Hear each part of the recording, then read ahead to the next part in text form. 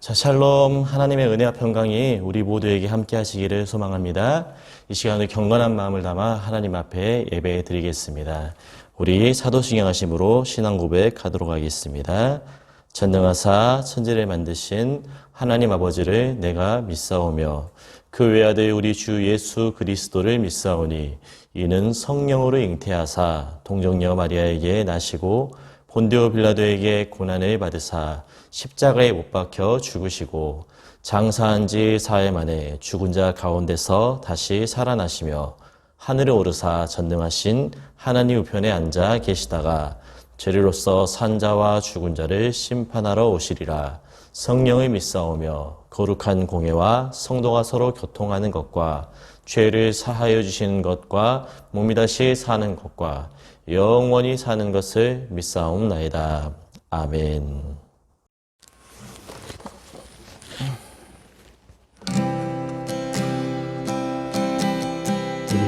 십자가 함께 찬양하겠습니다. 무엇이 변치 않아 내 소망이 되며 무엇이 한결같아 내 삶을 부르리 그늘 하나에 만족해 내 영이 쉬며 그늘을 기다려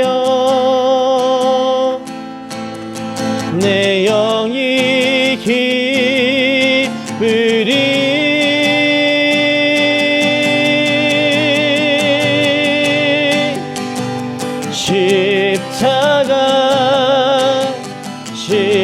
십자가 그 그늘 아래 내 소망이 있네 십자가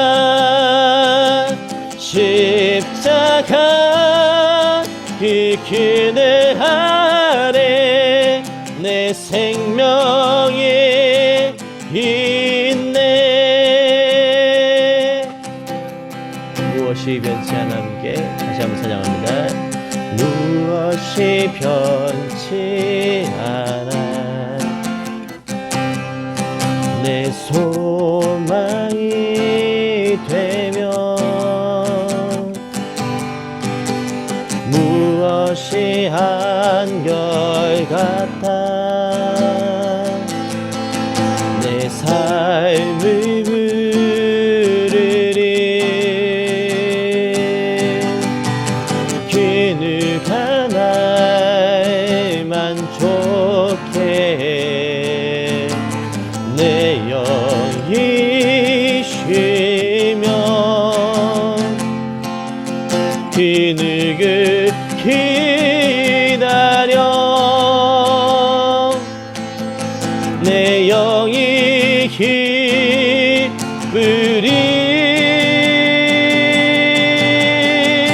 십자가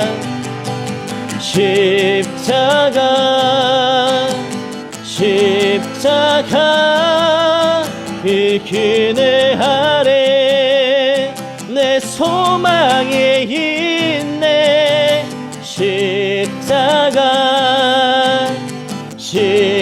십자가 그 그늘 아래 내 생명이 있네.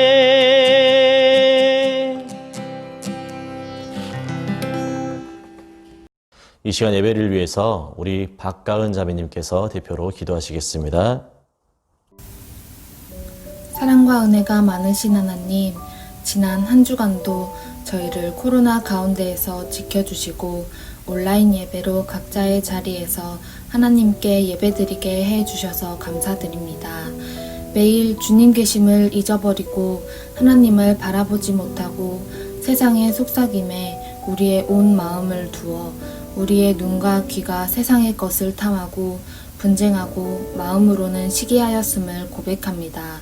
주님, 흔들리는 우리 마음을 붙잡아 주시고 믿음으로 굳건히 설 수 있도록 도와주세요. 코로나 재확산과 사회적 거리두기로 인해 인터넷으로 예배를 드립니다. 때와 장소에 관계없이 신령과 진정으로 준비하고 드리는 예배가 되게 하시고 세상으로부터 지탄받고 인정받지 못하는 이 어려운 시기가 오직 하나님을 바라보는 계기가 될 수 있도록 인도하여 주세요. 가정에서, 직장에서 가난하고 약해진 우리의 마음이 흔들리지 않도록 말씀으로 힘 주시고 이정표가 되어 주세요. 하나님의 영광을 위해서 헌신할 때 감사와 찬양으로 하게 하시고 모든 어려움들을 아시고 마음을 만져주시고 믿음의 확신을 가질 수 있는 축복을 허락하여 주세요. 오늘도 뿌려지는 변영주 목사님 말씀 위에 함께 하시고 어떤 마귀 원수도 틈타지 않도록 인도하여 주세요. 예수 그리스도의 이름으로 기도드립니다. 아멘. 이 시간 선포드릴 하나님 말씀은 신약성경 요한복음 2장 1절부터 5절까지 말씀입니다. 요한복음 2장 1절부터 5절까지 말씀입니다. 우리 함께 화면에 보면서 또 찾으신 성경 말씀들을 가지고 합독하도록 하겠습니다. 시작. 사흘째 되던 날 갈릴리 가나에 혼례가 있어 예수의 어머니도 거기 계시고 예수와 그 제자들도 혼례의 청함을 받았더니 포도주가 떨어진지라. 예수의 어머니가 예수에게 이르되 저들에게 포도주가 없다 하니 예수께서 이르시되 여자여 나와 무슨 상관이 있나이까 내 때가 아직 이르지 아니하였나이다. 그의 어머니가 하인들에게 이르되 너희에게 무슨 말씀을 하시든지 그대로 하라 하니라. 아멘.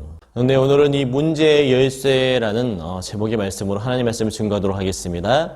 우리가 성경을 보면 특별히 이 복음서에 예수님께서 하나님의 나라를 설명하실 때면 하나님 나라는 마치 어떤 잔치와도 같다라는 그런 말씀을 종종 하셨습니다. 이 하나님의 나라는 어떤 사람이 큰 잔치를 열어서는 영원히 그것이 끝나지 않는 어떤 상태, 즐거움이라고 표현을 하고 있습니다. 그 잔치를 다른 말로 표현을 하면 축제라고 부를 수도 있을 것 같고 페스티벌이라고 할 수도 있을 것 같습니다. 이 하버드의 이 하비 콕스라는 신학자는요, 기독교 신앙이 다른 종교들과 더불어 다른 어떤 특별한 독특성이 있다고 한다면 이 축제성이라고 표현을 했습니다. 구약을 보면 이스라엘 백성들이 지켰던 많은 명절들이 있습니다. 뭐 유월절, 오순절 이런 절기들이 이 민족적인 이 페스티벌과도 같았습니다. 오늘날 우리가 드린 예배의 자리 가운데도 우리는 점검해 볼 필요가 있습니다. 여러분 이 예배가 여러분 즐거우십니까? 예배에 기쁨이 없다면, 예배 가운데 즐거움이 잃어버렸다면 우리는 무엇인가 지금 문제를 경험하고 있는 것입니다. 제가 예전에 꽤 오래된 일입니다만은 무려 지금으로부터 한 몇 년 전인 것 같아요. 몇 년 전이 아니죠. 풋풋한 23살 때입니다. 군대에 딱 갔다 올 때쯤이었으니까요. 23살 때 유초등부 교육전도사로 그 당시에 섬기게 되었는데 그날 주일입니다. 예배를 드려야 됩니다. 처음으로 찾아가는 자리였어가지고 경험도 없고 무엇보다도 너무나 두렵고 떨렸습니다. 잘할 수 있을까? 너무 떨린다. 애들한테 말씀 잘 전해야 되는데 그런 마음으로 이렇게 강단에 섰습니다. 땀을 뻘뻘 흘리면서 열심히 이 천국에 대한 기쁨과 즐거움, 우리가 하나님의 나라 가운데 천국에 그렇게 가는 그날까지 이 땅에서 믿음 생활 잘하고 있다가 천국에서 영원토록 행복하게 즐겁게 살아가야 할 것을 기대해야 된다. 뭐 그런 표현이었던 것 같습니다. 예배를 마치고 난 다음에 한 아이가 저한테 와서는 전도사님, 천국에 가면 우리 뭐하고 지내요? 하루 일정이 어떻게 된가요? 물어봐요. 하루 일정을 제가 어떻게 합니까? 어떻게 알아요? 모르죠. 그렇게 매섭고 날카롭게 던지는 질문 앞에 저는 적지 않게 당황했습니다. 그러나 저는 이제 제가 신학교에서 배운 대로 천국에서 우리는 영원히 하나님을 함께 찬송하고 하나님을 천사들과 함께 더불어서 예배드리는 일들을 우리가 하게 될 거야 라고 답을 했더니 그 아이가 하는 말이 대단히 충격적입니다. 아니 지금도 이렇게 예배 시간이 지루가 오고 재미가 없고 따분하고 몸이 베베 꼬이고 난리가 아닌데 천국 가면 영원히 예배 드린다고요? 아, 나 싫어요. 나 그런 천국이라면 별로 가고 싶지 않아요. 라는 그런 표현을 제가 들은 바가 있습니다. 너무나 충격적이었군요. 아마 집에 가가지고 밤에 잠을 못 자고 오랫동안 생각해 봤던 것 같습니다. 그 아이의 말처럼 나도 이렇게 예배 드리고 또 예배를 인도하는 입장에 설 때도 있지만 나는 이 예배가 즐거운가? 예배가 따분하진 않는가? 정말 나도 그 아이의 말처럼 천국 가면 영원히 하나님의 예배만 드려야 되는데 그 예배의 즐거움이 나에게 있을까 고민이 많이 됐습니다. 물론 나중에 이제 더욱더 신학적으로도 더 정리를 마치고 공부를 하면서 그것도 신앙의 여러 가지 성장의 과정들 가운데서 더 깊이 있는 좀 정리를 할 수가 있었습니다. 우리 이 땅 가운데 예배가 좀 지루할 수 있는 것은 뭐 여러 가지 원인과 이유가 있을 수 있겠지만 무엇보다도 가장 근원적인 것은 우리의 죄성 때문입니다. 이 죄성이 우리로 하여금 하나님을 예배하는 이 예배가 즐겁지 못하도록 자꾸만 우리의 심령을 격동시키는 것입니다.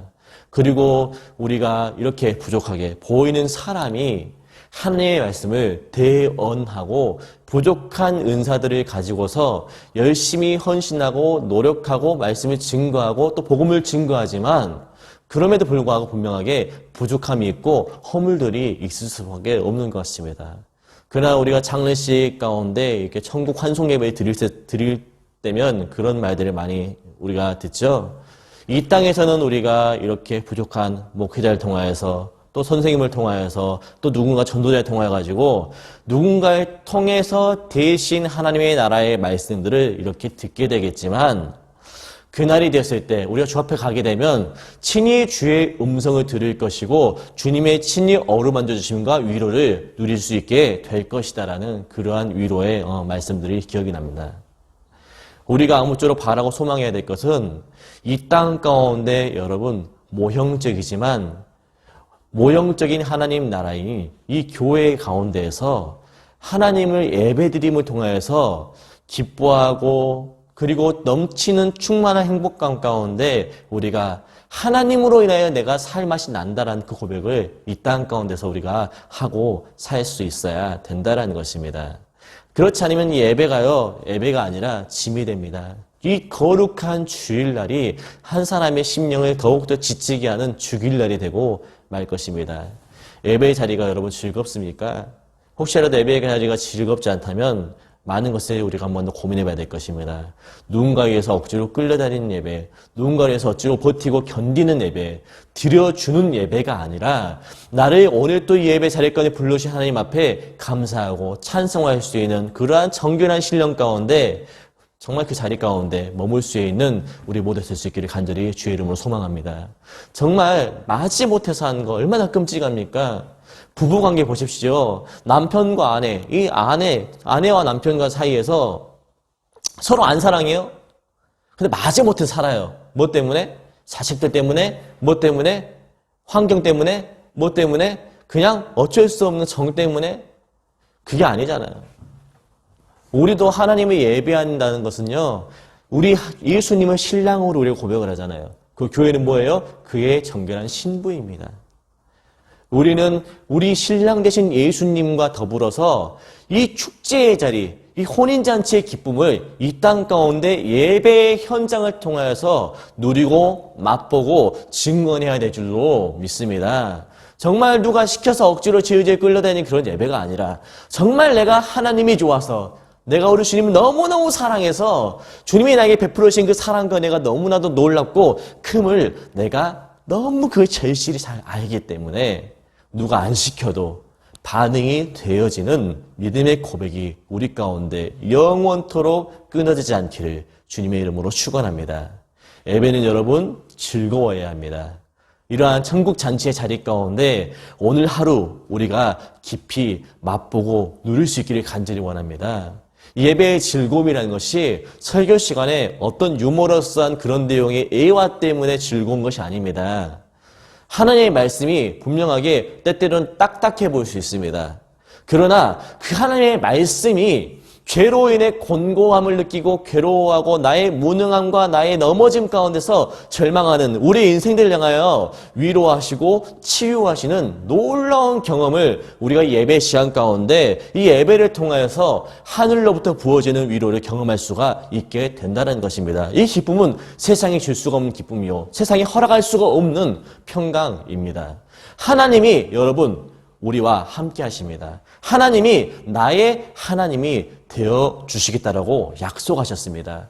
그 하나님은 전능하신 분이시다라고 성경은 말씀하고 있습니다. 성경이 말씀하고 있는 그 하나님이 제가 누누이 여러 번 말씀드리는 거지만 아브라함의 하나님, 이삭의 하나님, 야곱의 하나님, 다윗의 하나님이 아니라 살아계신 그 하나님이 오늘 나의 하나님으로 만나지시기를 주의 이름으로 간절히 축원합니다. 저는 본문 말씀은 우리에게 조금 더 익숙한 말씀이죠. 갈릴리 가나의 혼인잔치의 자리 가운데서 예수님께서 기적을 베푸신 이야기에 관하여 말씀을 하고 있습니다. 그 기적이 뭐죠? 물이 포도주가 된 사건에 대해 기록을 하고 있는 말씀입니다. 특별히 이 가나의 혼인잔치에 대하여서 예수님의 공생의 사역 가운데 아주 중요한 비중을 차지하는 여러 가지 이유가 있지만 가장 근본적인 것은요, 이 가나의 혼인잔치, 이 포도주의 사건이 예수님의 첫 번째 표적이기 때문입니다.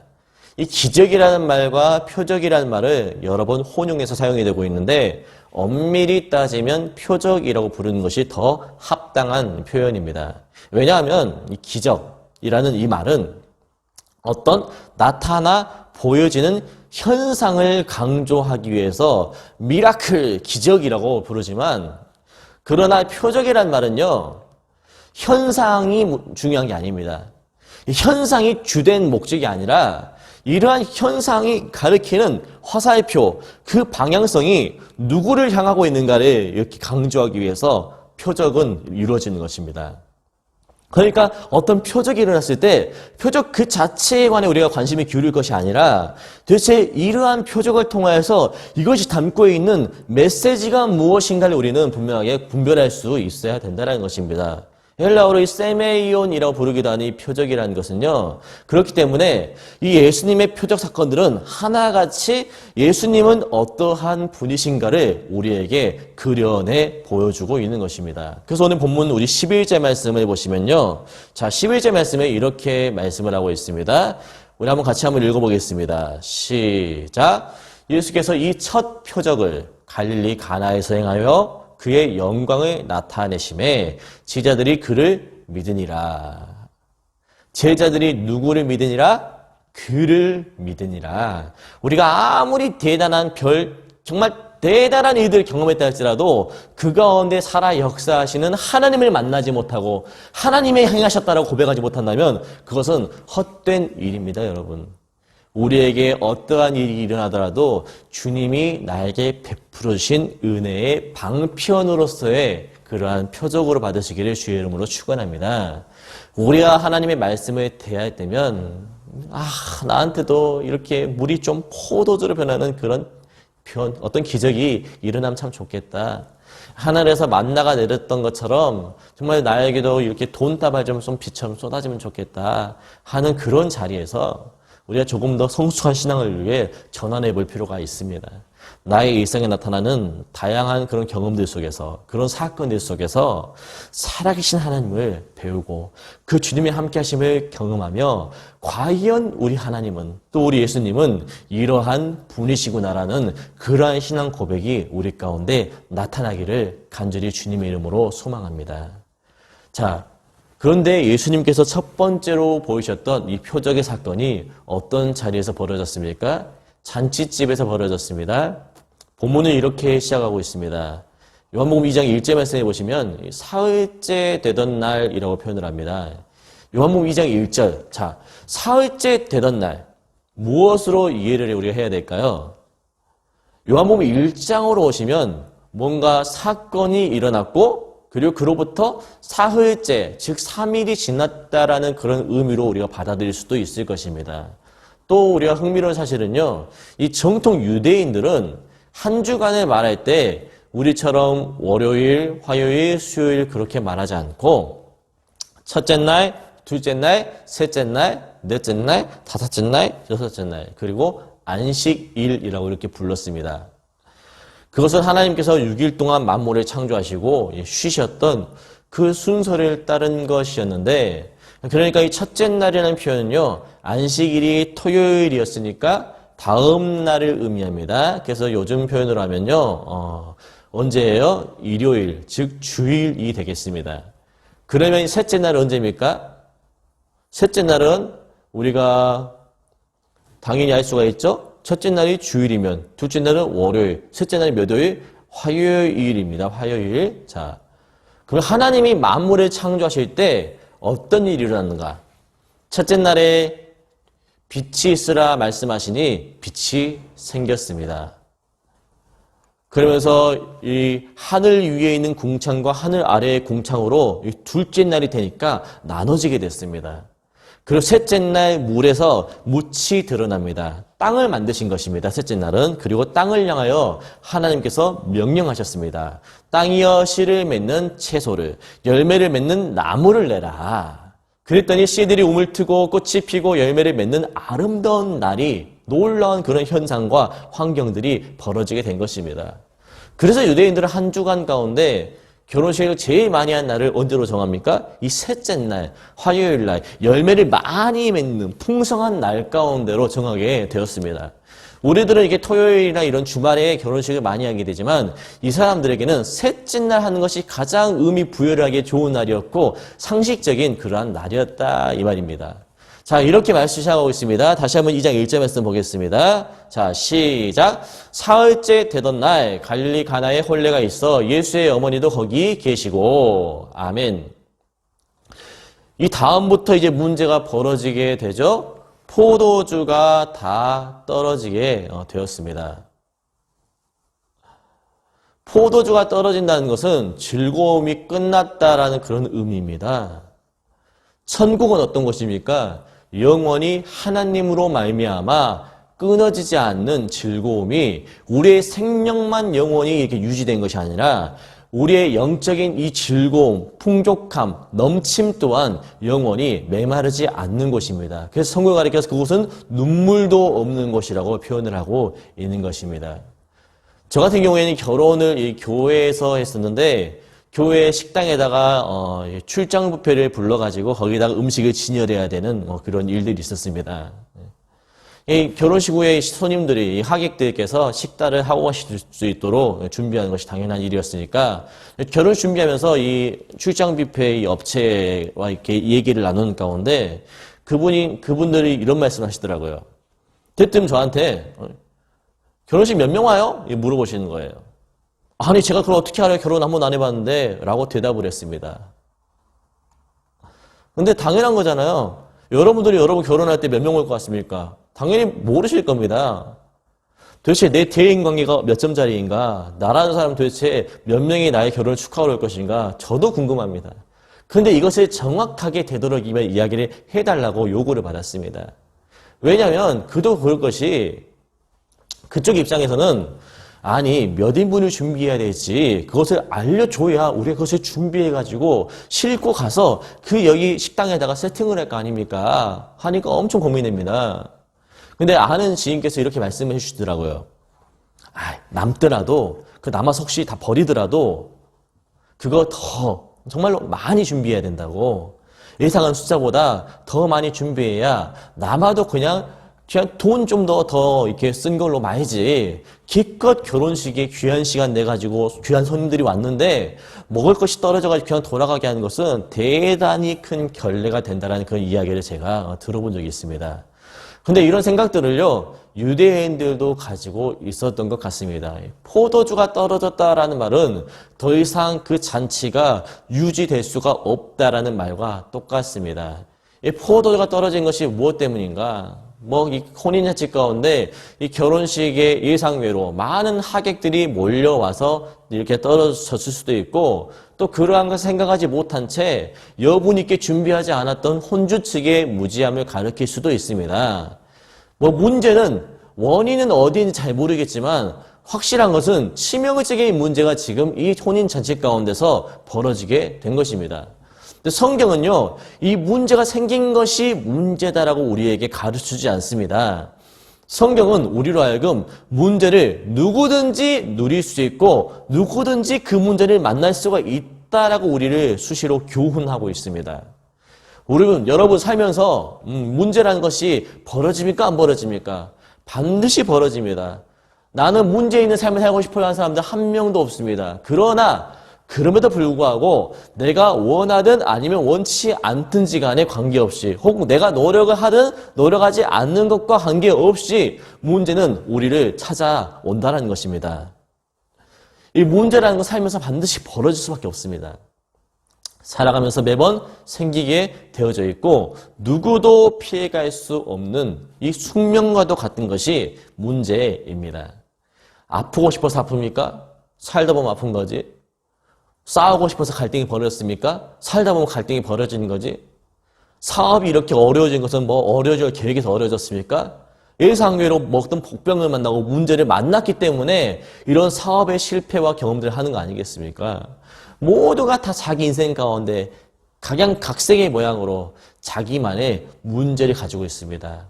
어떤 청년들은 미래와 진로에 대한 문제, 취업, 또 어떤 친구들은 이렇게 결혼에 대한 문제들, 또 어떤 청년들은 영적인 갈등에 대한 문제들, 많은 문제들을 다들 가지고 있습니다. 우리나라에서도요, 이 예로부터 안녕하세요라고 인사를 하지만 그런 인사말 가운데는요 아주 심오한 의미들이 몇 가지 가지고 있습니다. 이 안녕하세요라는 뜻은요 지난 간밤에 별거 없이 문제 없이 무탈하셨습니까? 라는 그런 뜻입니다. 과거에는 평균 수명이 많이 짧았고 그리고 도적들이 많았습니다. 모두가 잠들어 있는 밤중에도 쥐도 새도 없이 자객을 만나서 이렇게 이 살인 사건이 벌어질 일도 많았고 그리고 갑작스러운 지병이 도져가지고 운명을 달리하시는 그런 분들도 과거에는 빈번하게 많았습니다. 문제는 반드시 누구에게나 이처럼 항상 벌어지게 되어 있지만 진짜 문제는 문제가 벌어진 것을 막지 못하고 문제가 벌어졌을 때 그것을 해결할 수가 없는 우리들이라는 사실이에요. 가장 가까이에서 우리가 코로나 앞에 장사가 있습니까? 경제, 교육, 모든 분야 가운데서 엉망진창이잖아요. 뿐만 아니라 이 영적 침체에 대한 부분들 우리가 막을 수가 있습니까? 스스로 해결하고 싶어도 잘 해결되기가 어렵습니다. 앞으로 직장을 구하고 또 좋은 배우자를 구하고 그런 인생의 중요한 타이밍의 일들 가운데 모두에게 다 순탄한 일이 되지 않습니다. 누군가에게 깊이 고민해보지만 쉽게 해결되지 않습니다. 아침에 눈을 뜨면 하루 종일 우리로 하여금 이렇게 우리의 마음들을 괴롭게 하는 삶의 문제들이 너무나도 많이 있습니다. 어떻게 해야 되죠? 그런데 이 신앙생활이라는 것은 바로 여기에서부터 출발하는 것입니다. 문제가 있는데 나한테는 그것을 해결할 수 있는 힘이 없어요 라는 것을 인정하는 데에서부터 이 신앙은 출발되게 되어져 있습니다. 그리고 나에겐 그것을 해결할 수 있는 능력이 없지만 하나님은 그것을 하실 수 있잖아요 라는 그 부르짖음이 연결되어질 때 그 신앙은 살아있는 믿음으로서의 효력을 발휘하게 되는 것입니다. 예수님을 처음 믿고 만나는 사람들이나 또 예전에는 믿음 생활 제법 잘했지만 어느 순간부터 영적인 침체 가운데 빠져 과거와 똑같이 힘없고 무기력하게 살아간 지들이나 모두가 다 동일하게 이 자리 가운데로 돌아와야 됩니다. 문제가 너무나도 많습니다. 그러나 이 문제를 해결할 수 있는 능력이 나에게는 없습니다. 하지만 하나님은 능력이 있으시니까 나의 문제를 해결해 주십시오. 주님만이 내 인생의 유일한 답이 되십니다라고 고백할 수 있는 우리 모두 될 수 있기를 간절히 주 예수 그리스도의 이름으로 축원합니다. 오늘 본문 말씀해 보십시오. 이 잔치집에서 심각한 문제가 벌어졌지만 그 결론이 문제가 됐습니까? 문제가 되지 않았습니까? 문제가 되지 않았습니다. 도대체 그 이유가 무엇 때문이었습니까? 그 자리에 문제의 자리 가운데 문제를 해결할 수 있으신 분이 와 계셨다는 사실이에요. 그분이 누구십니까? 예수님입니다. 예수님. 2절 말씀 보실까요? 2절 보시면 예수와 그 제자들도 혼례의 청함을 받았더니 여기서 많은 도전을 받아야 됩니다. 예수와 그 제자들도 뭘 받았다고요? 청함을 받았더니 feast, 그러니까 초대하다라는 뜻이잖아요. 어떻게 청함을 받게 되었는가? 여기에 이제 성경학자들마다 몇 가지 의견들이 좀 다릅니다만은 보편적으로는 두 가지인 것 같습니다. 아마 예수님의 육신적 어머니였던 이 마리아와 여기에 홀리하는 이 집과 결혼하는 집과 모종의 어떤 친척 관계가 아니었을까라는 생각들을 합니다. 그렇지 않다면 굳이 초청을 받을 이유도 없고 마리아가 남의 집 결혼식에 와서 굳이 그 집 종들한테 이리라 저리라 명령할 수가 없기 때문입니다. 그러나 조금 더 우리가 합리적인 이유를 생각해 볼 때 요한복음 1장 말씀으로 우리가 거슬러 올라오게 되면 예수님께서 제자들을 부르시는 장면이 나오거든요. 이 한 사람 한 사람 부르십니다. 이 베드로도 부르시고 또 요한도 부르시고 그러다가 1장의 마지막 부분들을 보시면 이 빌립이라는 제자를 부르십니다. 그 이 빌립이 자기 친구에게 찾아가가지고 그 사람을 전도하거든요. 내가 메시아를 만났다. 와서 보라. 유명한 말이죠. 그 친구가 누구냐? 이것은 실력이 없어도 시력만 있으면 맞출 수가 있습니다. 자, 1장 우리 맨 마지막으로 보시면요. 빌립이 자기 친구 누구냐면 이 나다나엘입니다. 나다나엘. 나다나엘에게 이렇게 말을 합니다. 나다나엘은 이게 뭔 갈릴리에 선한 것이 나겠느냐라고 이 총구석에서 메시아 웃기시고 있네라는 그런 반응을 했던 그런 분입니다. 그랬던 그가 예수님을 만나게 되었고 예수님이 참으로 메시아이심을 그가 알게 되었고 그것을 고백할 수가 있게 되었습니다. 그리고 그는 예수님의 부르심의 은혜 가운데 반응하며 예수님의 제자가 되었습니다. 그런데 흥미로운 것은요. 이 나다나엘이 요한복음 1장 여기 말씀 가운데 나타나거든요. 사라져버리는 거예요. 본문 가운데 성경 요한복음 가운데 나타나질 않습니다. 그러다 딱 한 번 더 나오는데 어디에 나오느냐. 짜잔 하고 요한복음 맨 마지막 장에 나타나거든요. 요한복음 21장 말씀으로 우리가 오시면요. 부활하신 그 예수님께서 이 갈릴리 호수, 다른 표현들 하면 디베랴 호수라고 표현을 하는데 이 갈릴리 호수 가운데 다시 제자들에게 찾아가시는 장면을 보여주고 있습니다. 자, 우리 요한복음 21장 1절과 2절 말씀 한번 우리 보도록 하겠습니다. 시작. 그 후에 예수께서 디베랴 호수에서 또 제자들에게 자기를 나타내셨으니 나타내신 일은 이러하니라. 자, 잠깐만요. 자, 그 다음에 예수님이 부르셨던 이 제자들의 명단이 나오거든요. 시몬 베드로와 디드모라 하는 도마와 그 다음이 누가 나와요? 갈릴리 가나 사람 나다나엘과. 그러니까 이 나다나엘이 어디 사람이라고 강조하고 있습니까? 가나 사람. 이 혼인잔치 지금 어디서 벌어지고 있습니까? 갈릴리 가나의 혼인잔치입니다. 이 가나라는 동네는 진짜 시골 촌구석과도 같은 좁은 작은 동네입니다.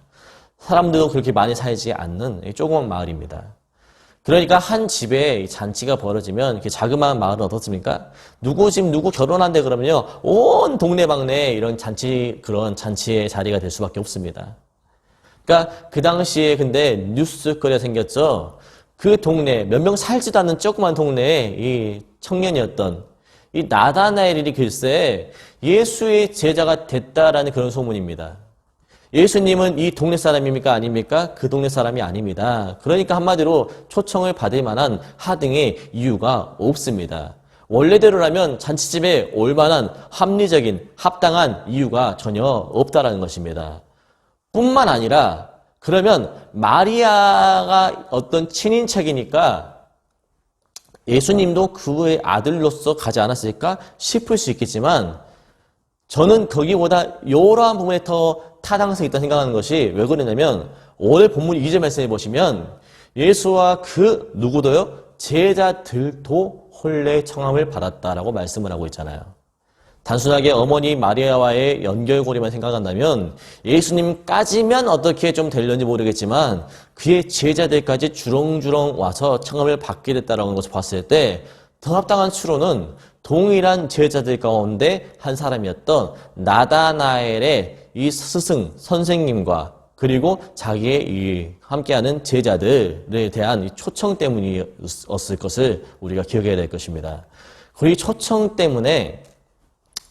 이 초청 때문에 예수님도 오세요 하고 예수님을 부르고 모셨기 때문에 다 망칠 뻔했던 그 결혼식이, 그 혼인잔치가 망치지 않고 끝까지 행복하게 마무리가 될 수 있었다는 사실이에요. 우리는 이것을 기억해야 됩니다. 인생의 문제는 여러분 필연적입니다. 내 계획과 내 예상과 하등 관계없이 어떤 방법을 통해서라도 문제는 우리에게 찾아옵니다.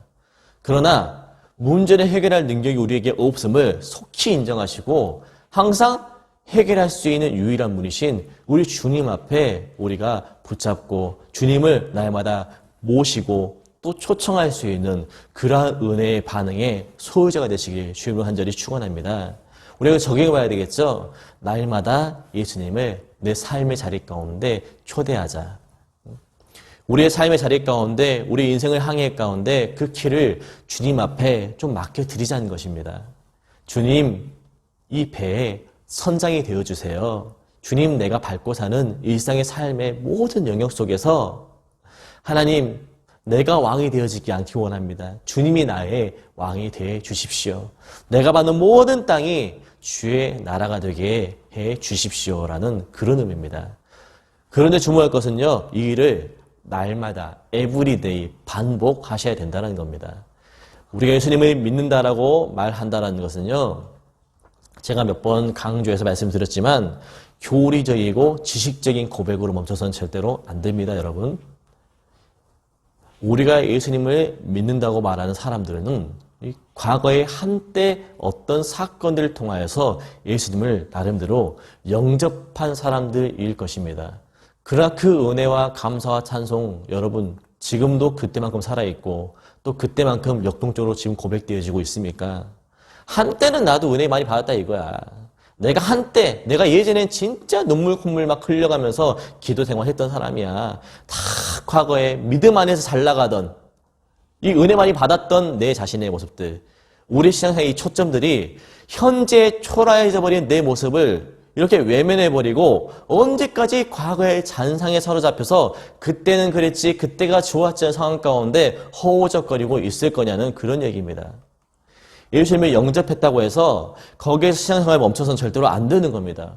오늘날 교회들에게 산재한 문제는 예수님을 영접했다라고 말하는 수많은 사람들이 예수님이 없는 것처럼 살고 있기 때문입니다.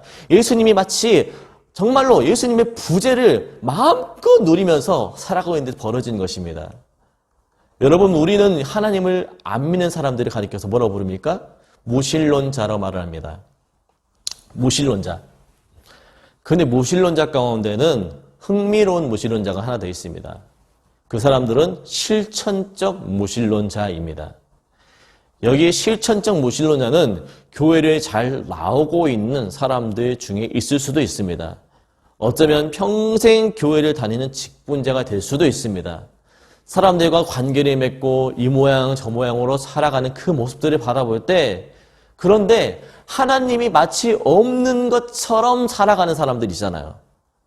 하나님 믿는 사람 맞아? 싶어 할 정도로 맨 주변의 싸움의 원인은 그 사람입니다. 싸움과 다툼과 갈등의 중심 가운데 늘 그 사람이 있습니다.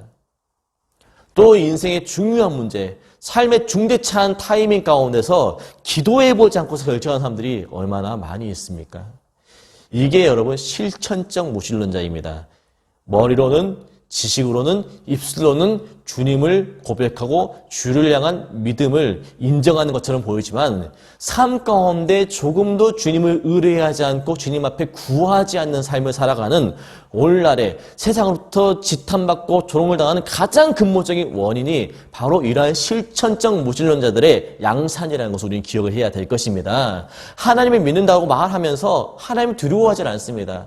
하나님을 믿는다면 하나님을 향한 신뢰가 전혀 반드시 뒤따라야 될 텐데 전혀 따르질 않습니다.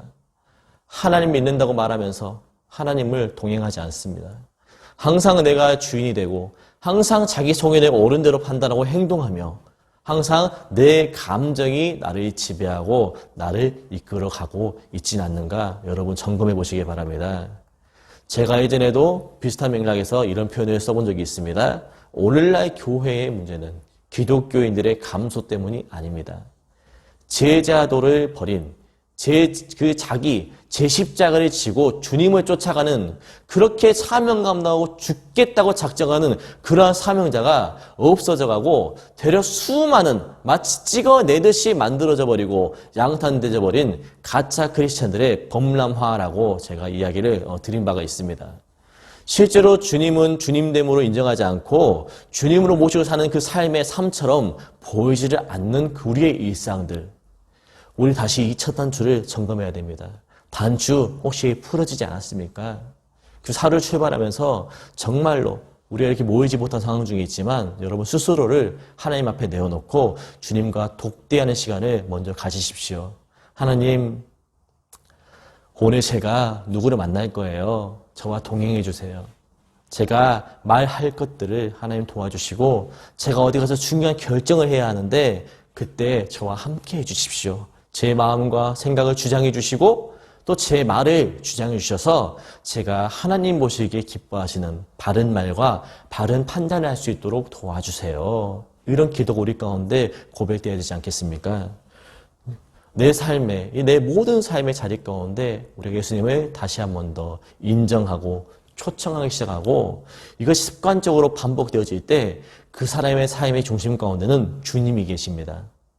그 변화가 어떤 변화가 생깁니까? 물이 포도주로 변화되는 것처럼 우리 일상 가운데 그 문제가 그 큰 사건이 어마어마한 환란들이 도리어 축복의 통로가 될 것입니다. 지금까지 우리를 인도해 주시고 지켜주시고 보호해 주셨던 우리 주님이 이번에도 또 나를 붙들어 주시리라는 그 담대한 믿음 가운데 우리를 이끌어가게 될 것입니다. 주님이 나와 함께 하시는데 내가 무엇을 두려워할까? 이 수많은 믿음의 선진들의 고백이 우리 대학청년부 사랑하는 지들의 모든 고백들이 되시기를 주님의 이름으로 간절히 축원합니다. 내가 하는 모든 일들 가운데 여러분 공부할 때에도 직장에서 일을 하고 사람들과 관계할 때에도 또 이렇게 온라인 예배 자리 가운데 우리가 서 있지만 여러분 주님의 함께 하심을 구하십시오. 주님의 동행하심을 여러분 구하시기 바랍니다. 예수님을 의식하고 예수님께 기도하고 예수님 앞에 정말 하나님 앞에 그렇게 은혜를 받고 응답받아서 결정하기 원합니다. 그래야 비로소 그리스도인이라는 그 말이 부끄럽지 않는 진실된 삶의 고백들을 우리가 해낼 수가 있게 되는 거예요.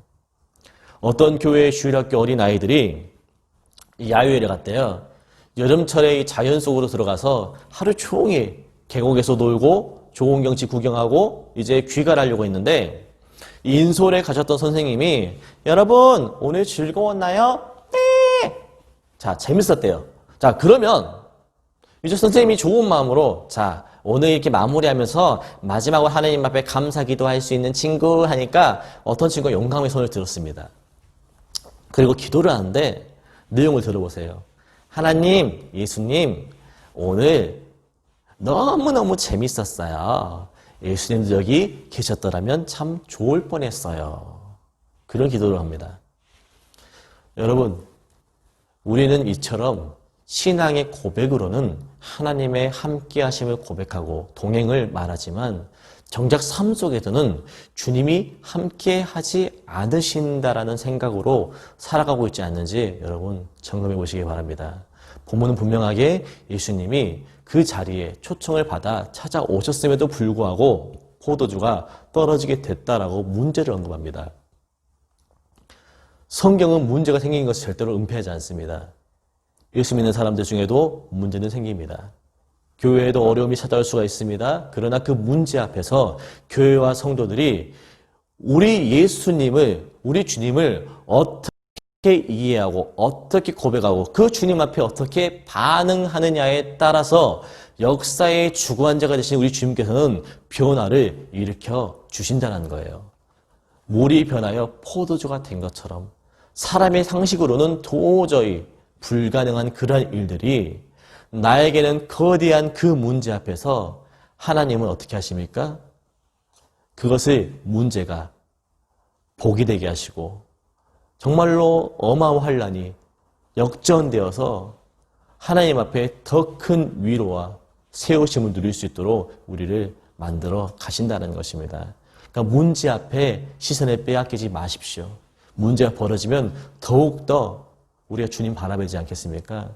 자, 오늘 본문 2절과 3절 말씀만 다시 한번 보겠습니다. 예수와 그 제자들도 혼례의 청음을 받았더니 포도주가 떨어진지라.